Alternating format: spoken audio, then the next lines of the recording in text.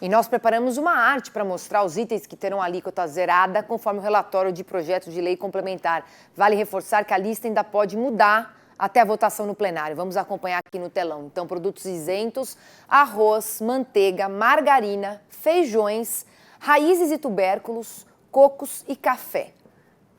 Vamos aqui mais um.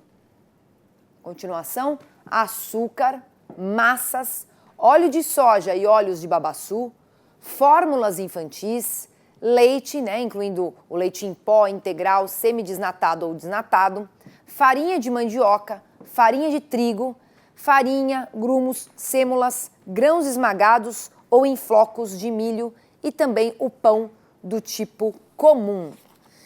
E com a decisão do grupo de trabalho de manter as carnes na lista de alimentos com alíquota reduzida e não com a isenção total, agora a preocupação é com o impacto da medida no custo para os consumidores e, consequentemente, para todo o setor produtivo. Quem conversa conosco sobre este assunto é o presidente da Associação Brasileira de Proteína Animal, o Ricardo Santin. Boa tarde, Santin. Seja muito bem-vindo ao Mercado e Companhia. Boa tarde, Priscila. Boa tarde aos nossos espectadores do Mercado e Companhia. É um prazer falar com todos nessa sexta-feira, infelizmente por uma notícia ruim que eu tenho certeza vai ser modificada pelo nosso Congresso Nacional, pelos nossos deputados especialmente, que sabem que a população brasileira precisa ter a liberdade de opção ao compor a sua comida no dia a dia, o seu prato. Já estou adiantando o tema, Priscila, porque esse é um tema muito candente.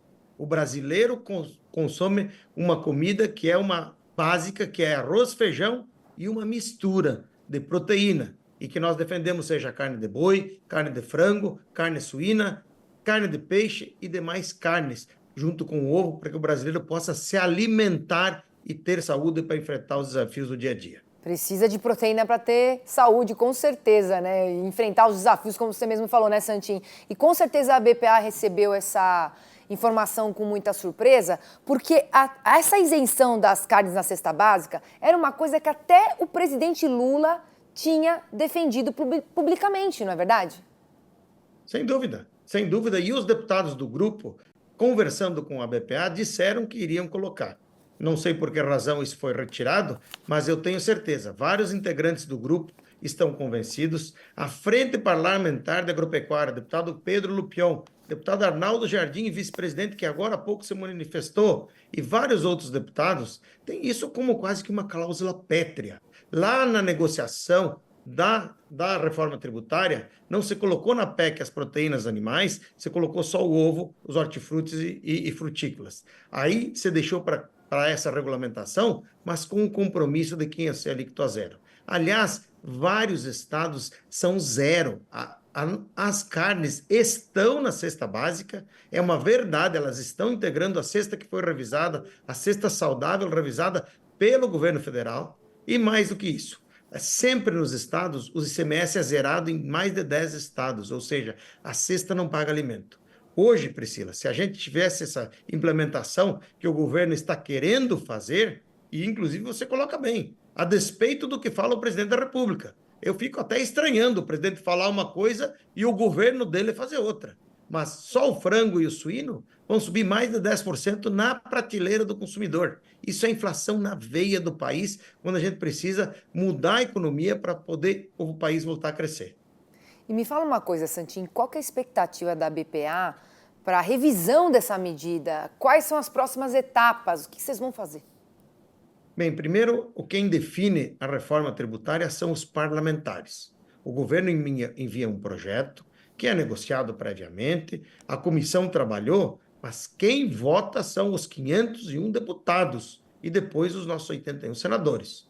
Os deputados vão votar e eles vão decidir isso. Então, a nossa estratégia, calcada com a Frente Parlamentar de Agropecuária, no Instituto Pensar Agro, as demais frentes do agronegócio, dos serviços, do varejo, todas elas estão bastante definidas de que a votação dos parlamentares que estão trabalhando com elas, o convencimento é de que a cesta básica deva incluir a desoneração das proteínas animais, de todas as carnes, em 100%, não em 60%, para fazer aumentar o preço da comida no prato do brasileiro. E a nossa estratégia é essa. Agora, acabei de manhã de fazer uma reunião junto com o Instituto Pensar Agro, coordenado pelo Bruno, pelo doutor Eduardo Lourenço, doutor Conchon. Os advogados já fizeram um estudo, mapearam. A Frente Parlamentar já tem emendas preparadas para a inclusão disso, com as mais de 100 assinaturas que são necessárias, para que essas emendas sejam discutidas no plenário e que o Congresso Nacional coloque aquilo que o povo brasileiro quer, que é uma cesta básica desonerada, com acesso aos alimentos, sem esse cashback, que é uma conversa que não funciona, na minha visão, aqui no Brasil. Nós temos, por exemplo, lugares do Brasil, em grandes cidades, que a polícia não consegue entrar. Como que vai fiscalizar quem está usando o cashback?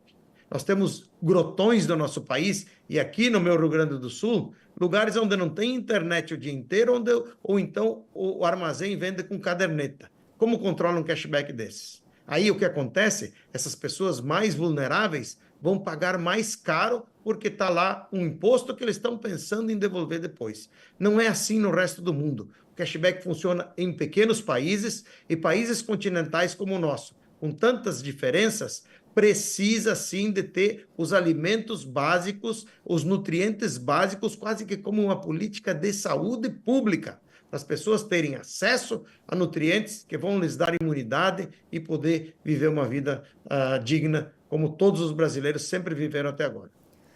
Olha, Santin, quero agradecer muito aqui sua participação, né? Você até mudou, né, a conjugação do verbo queriam, não querem, e vamos mudar então essa medida. Então tá certo. Aqui agradeço a sua disponibilidade e voltamos a nos falar, tá, Santin? Priscila, eu agradeço você e só por último momento, quero também dizer para os nossos ouvintes que não acreditem nessa falácia de que vai aumentar o imposto 0,6. Isso já foi comprovado até pelo Dr. Roberto Gianetti da Fonseca, que é muito menos que isso. O impacto é de 0,1 a 0,2. Não dá para fazer isso fazendo narrativas equivocadas na imprensa, onde se quer mostrar como é que é o cálculo do imposto. Nós temos hoje, sim, é que preservar as nossas comidas desoneradas para que o brasileiro possa ter acesso ao mais amplo tipo de proteínas, ao mais amplo tipo de nutrientes para fazer uma alimentação saudável, como eu repito. Obrigado pela oportunidade de falar, esse tema é muito importante e desejo a todos um feliz fim de semana e que Deus proteja todas as nossas famílias. Que assim seja, Santin. Bom fim de semana para você também.